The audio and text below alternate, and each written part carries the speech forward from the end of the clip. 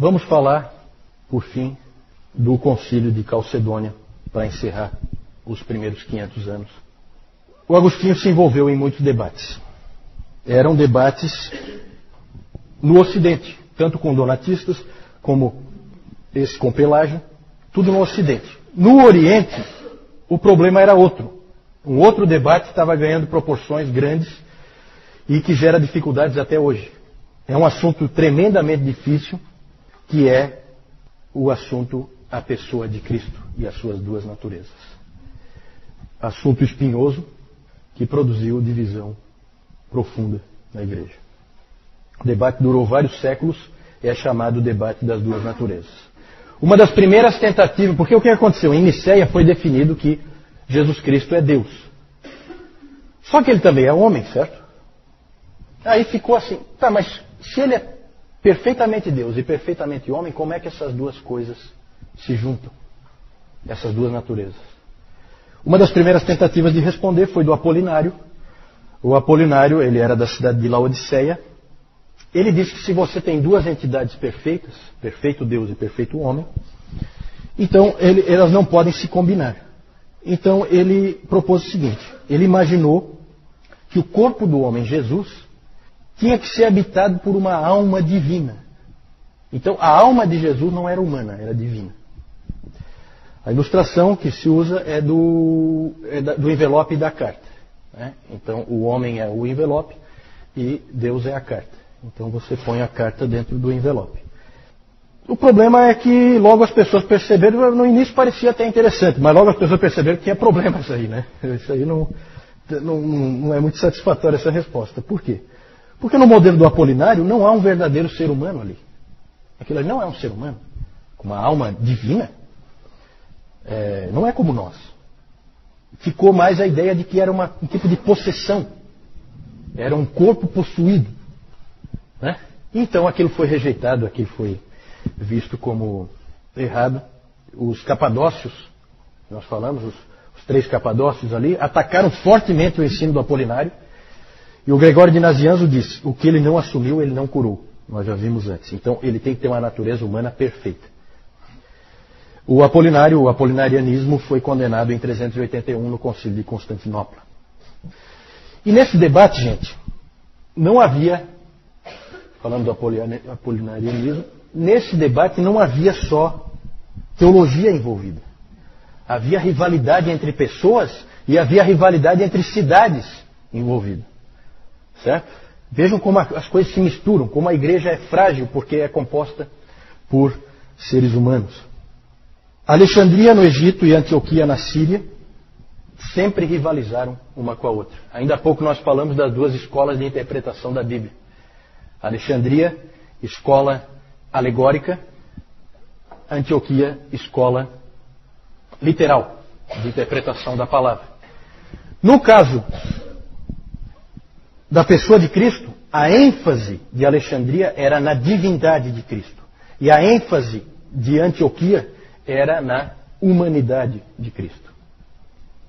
E, como tem aquela famosa frase, onde está a tua ênfase, ali estará a tua teologia. Então acabava desequilibrando, né? E aí a cidade de Antioquia acabou influenciando muito Constantinopla, que se tornou importante depois também. E aqui tem uma coisa interessante, o Concílio de Nicéia, lá em 325, que nós falamos no início hoje, o Concílio de Nicéia estabeleceu uma hierarquia das igrejas. Né? Porque nesses concílios se discutia vários assuntos. A gente acaba levantando assim o mais importante. Mas outros assuntos eram discutidos. E surgiu uma certa hierarquia das igrejas, das cidades, dentro do cristianismo. Né? Vamos ver se vocês já conseguem adivinhar mais ou menos qual é a hierarquia. Na hierarquia que foi colocada em Nicéia, qual é a igreja mais importante? Quem dá mais? O que vocês acham? Constantinopla? Alexandria? Não. Roma. Lembre-se que Constantinopla nem existia. Nicéia 325, 5 anos antes de Constantinopla existir. Certo? Então Roma era a capital do império, é a igreja mais importante. Era assim que era visto. Segunda, Segunda, Alexandria. Alexandria, com certeza. Está em todas, né? Alexandria. Terceira, Antioquia. Perfeito. Então, essa era a hierarquia principal, só que surgiu um problema. Surgiu uma nova cidade, chamada Constantinopla, que vai e ocupa o segundo lugar, roubando esse segundo lugar de Alexandria. Automaticamente há uma rivalidade profunda entre Alexandria e Constantinopla. Vejam como é carnal a coisa, certo? Seres humanos são complicados. E essa rivalidade acabou descambando para uma briga feia. Vamos falar do nestorianismo. Cadê o Nestor? Nestor, vamos trazer o Nestor. Né? Vamos trazer o Nestor. Calma, vamos ver, depois a gente vê.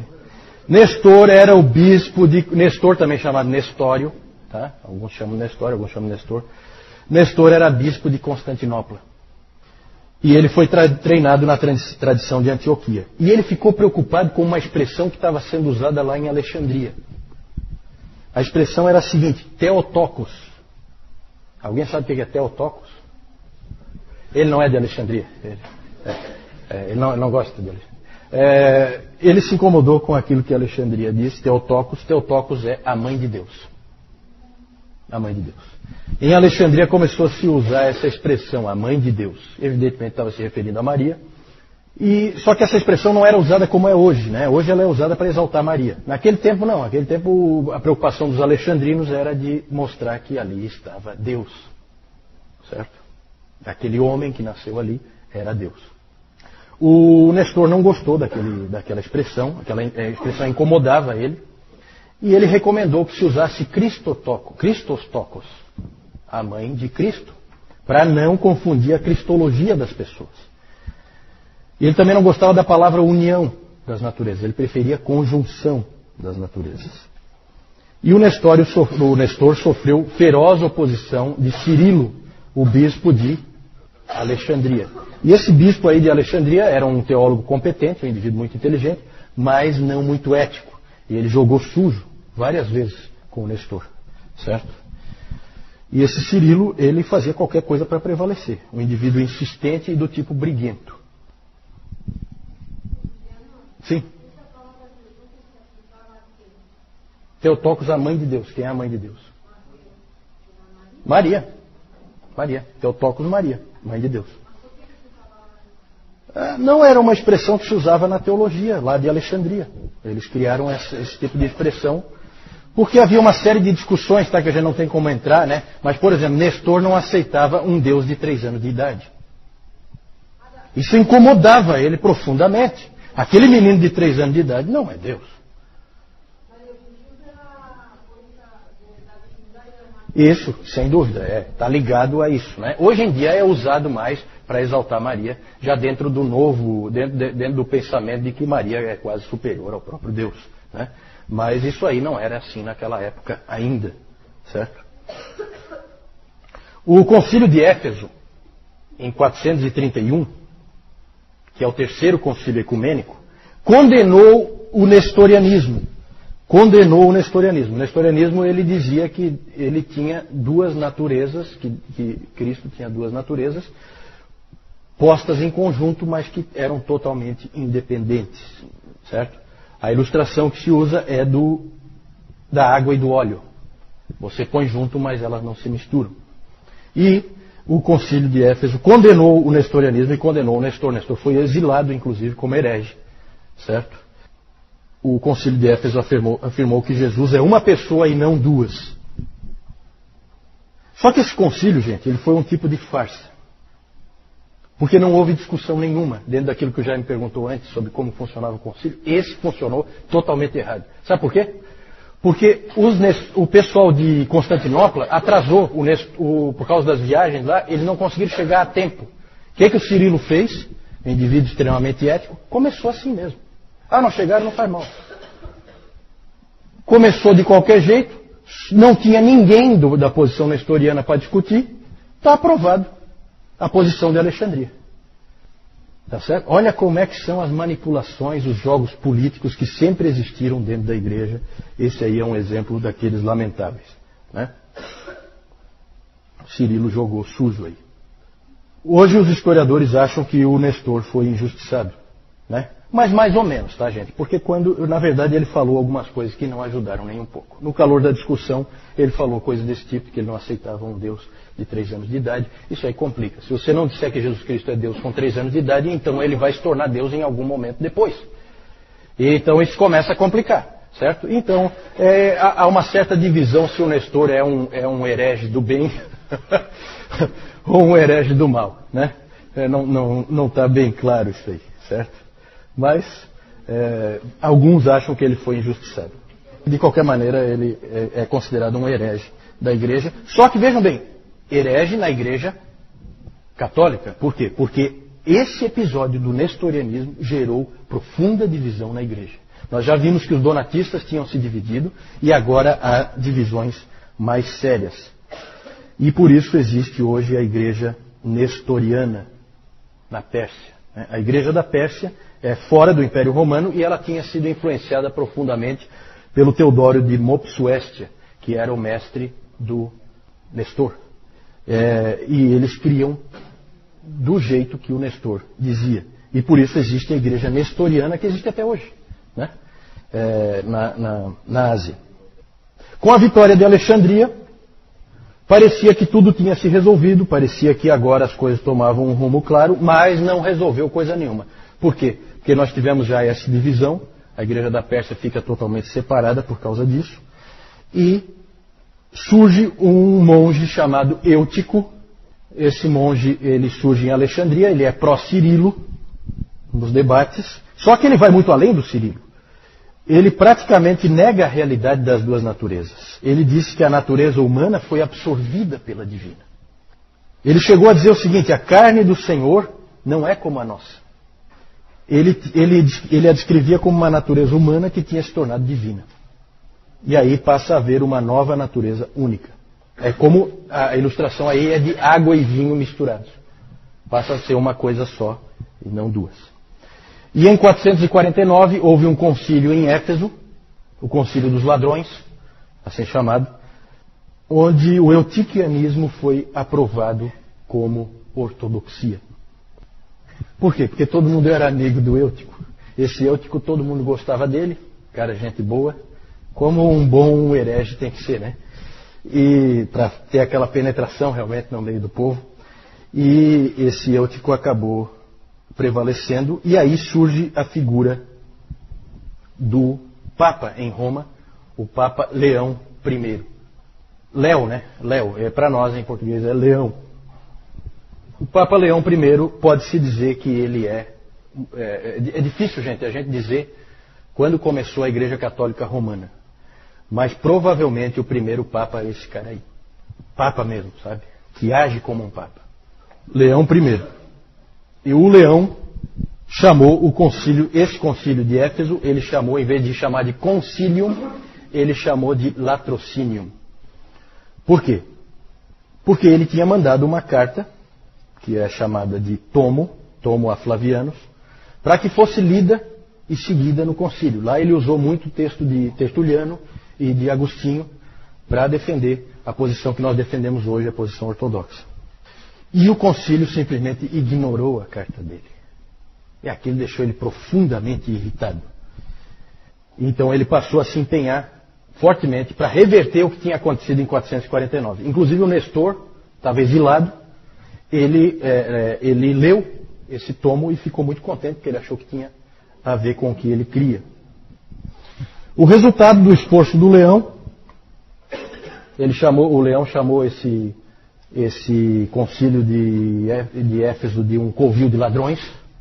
A coisa pegou fogo mesmo. E o resultado do esforço do Leão foi a convocação em 451 do concílio de Calcedônia. O que nós cremos hoje sobre as duas naturezas de Cristo em uma pessoa é ortodoxia e vem de Calcedônia. Certo? Lá em Calcedônia, então, o eutiquianismo foi condenado.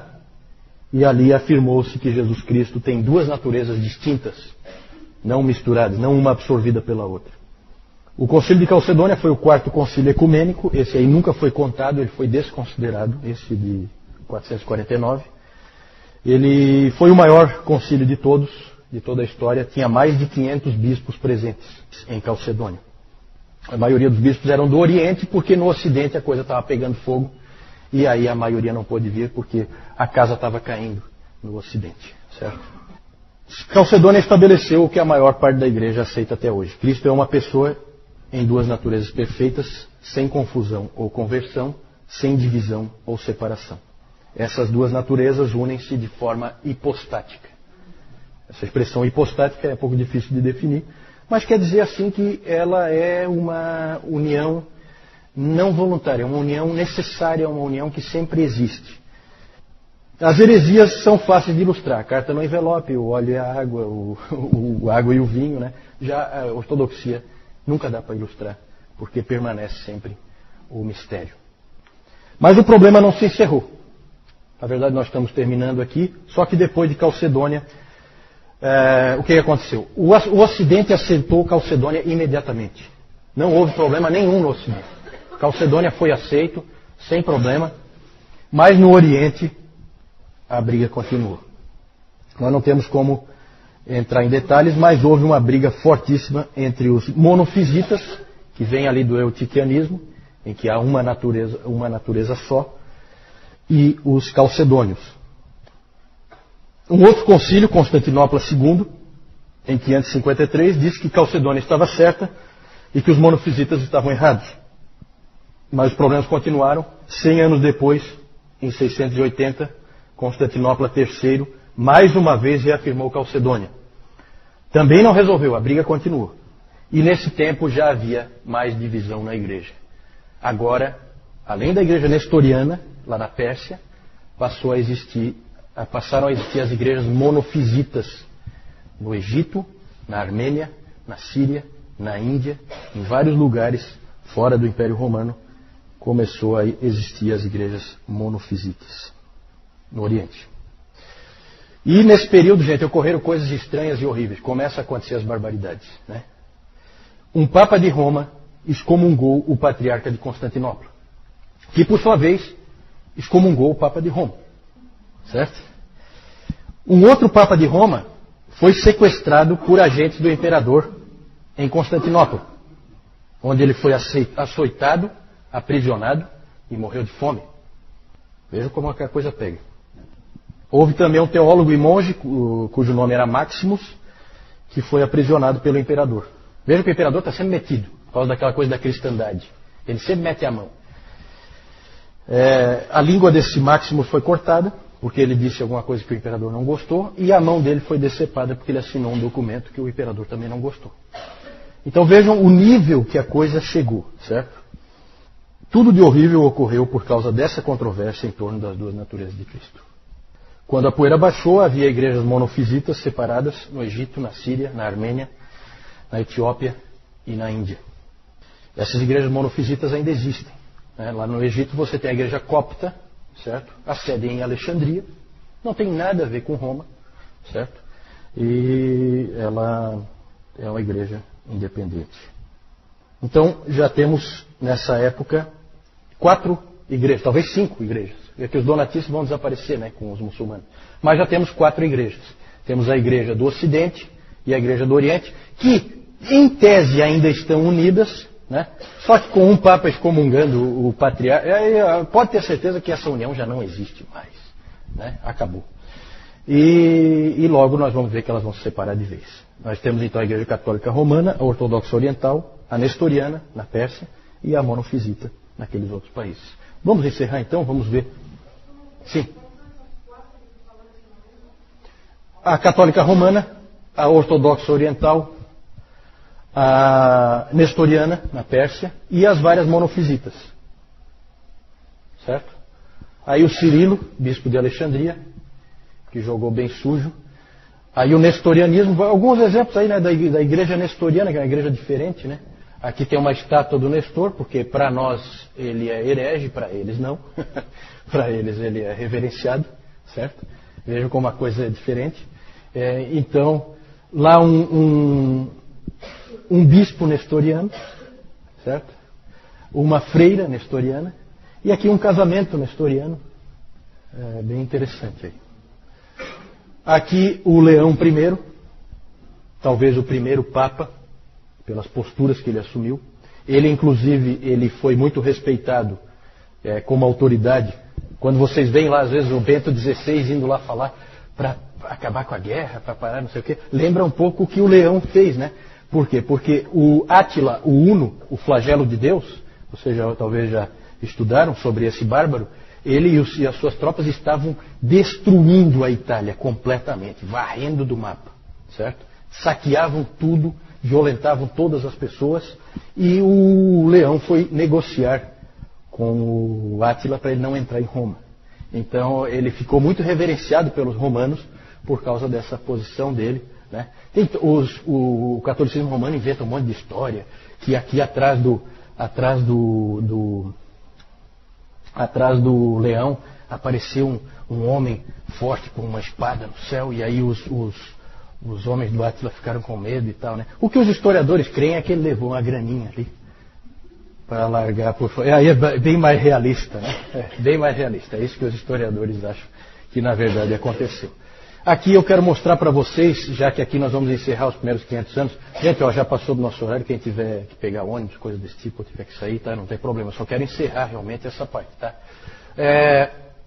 Aqui nós vemos as invasões dos bárbaros. Eu não vou gastar tempo com isso, só quero mostrar para vocês, certo?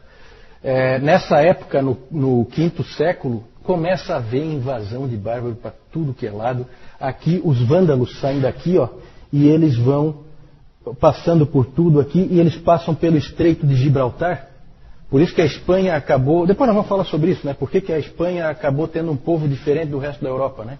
Por causa da facilidade dos muçulmanos de entrarem por ali, no Estreito de Gibraltar, né? Então isso tudo tem um motivo histórico. Aí os vândalos entraram ali e depois eles vieram para cá, e aqui, ó, eles atacaram Cartago em 430, que foi o ano em que o Agostinho morreu, né? Ele não chegou a ver Hipona ser saqueado. Deus preservou ele disso. Mas aqui teve ataques de todo tipo. Os ostrogodos entraram aqui. Em 410, os ostrogodos, os visigodos depois se estabeleceram ali na Espanha, né? Os burgúndios se estabeleceram na França, os francos na França, os bretões na França. Isso aí depois a gente pode dar uma olhadinha com mais calma. Em 410, Alarico invadiu Roma e detonou com Roma. Alarico era visigodo. Isso aí, então, são tudo povos germânicos, tá, gente? Esses povos todos, eles entraram e invadiram realmente Roma e saquearam tudo. Foi uma coisa desastrosa. Aqui, então, quando Roma foi saqueada em 410, aqui em 455 os vândalos saquearam também. Então o Papa Leão impediu o Átila, o Uno, de entrar em Roma, só que depois, 4 anos depois, os vândalos entraram e fizeram a festa em Roma, tá? Depois de 410, gente, já todos os imperadores romanos do Ocidente, eles são fantoches nas mãos de generais germânicos, certo? E em 476, o Rômulo Augusto foi o último imperador romano do Ocidente. Ele foi deposto definitivamente por Odoacro. E o interessante é que o Odoacro era um general romano, porque nessa época os bárbaros já tinham tomado o exército completamente e eles queriam ser romanos, né? Nunca pensem que os bárbaros invadiram Roma para destruir Roma, eles invadiram Roma para ser romano. Eles tinham gosto por aquela vida dos romanos, a civilização, eles queriam usufruir daquilo também. Então eles entravam e saqueavam primeiro e depois assumiam ali as casas e coisas e moravam ali. Esse Odoacro era um dos generais do Rômulo Augusto, que era um mero fantoche, né? E esse ano é importante, 476, para quem estudou história, é o ano da queda do Império Romano do Ocidente, que marca o fim da Idade Antiga e o início da Idade Média, certo? Não é isso que diz a história? Na verdade, Roma já tinha caído aos poucos, muito antes disso, durante todo o quinto século, certo? Só mostrar para vocês rapidamente, para encerrar aqui, onde é que depois, isso aqui depois na Idade Média vai influir, tá? Já não temos mais romanos.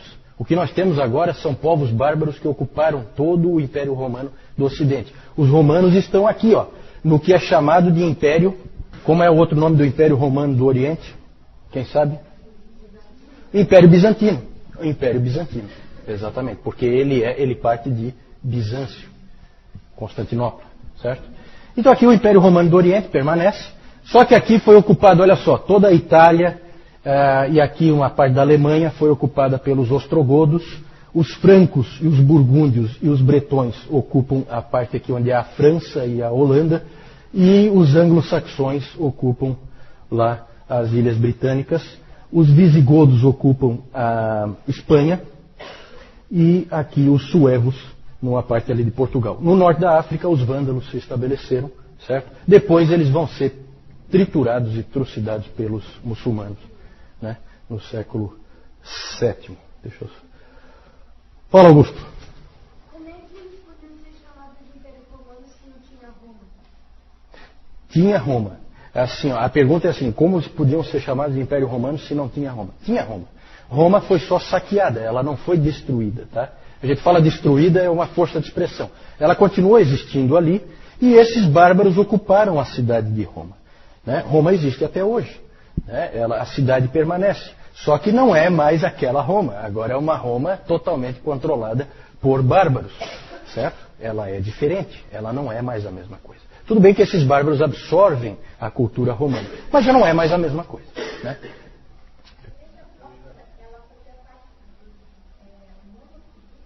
Isso, a pergunta da Jussara é sobre a igreja copta. A igreja copta é uma igreja monofisita. Eles fazem o sinal da cruz com um dedo só, né? Essas igrejas monofisitas, elas fazem o sinal da cruz com um dedo só, para deixar bem claro que é uma natureza. Tem esses detalhes assim. A coisa é feia, sabe, gente? Então, quando a Igreja Católica Romana acusa os protestantes de divisão e coisa, é uma piada, né? É uma piada. Só pode ser piada. Quem conhece a história sabe que isso aí é uma brincadeira de mau gosto, né? Não é. Na verdade, divisões ocorreram sempre. E pelos motivos mais diversos. Por motivos teológicos, por motivos de prática eclesiástica, como nós vimos dos donatistas, certo? Política eclesiástica, recebe ou não recebe de volta. Dividiu a igreja. Então, divisões sempre aconteceram, certo? Infelizmente. E como, para encerrar, lembrando como o que o Lloyd Jones disse naquela primeira frase que nós vimos, não há nada que denigra mais a glória de Deus do que a história da sua igreja. Infelizmente. E realmente é o que a gente vê, né? Mas, é como o Newton diz, é a história do nosso povo. Hoje de manhã eu estava comentando com o Francisco e com o Lennon, eu acho, né? Que é como um judeu, um Pedro ou um Paulo que pegava o livro de Juízes e também não tem muito do que se orgulhar do que vê ali, certo? Mas é o povo de Deus e a história é registrada como ela foi, certo? Vamos aprender com os erros e aprender com os acertos.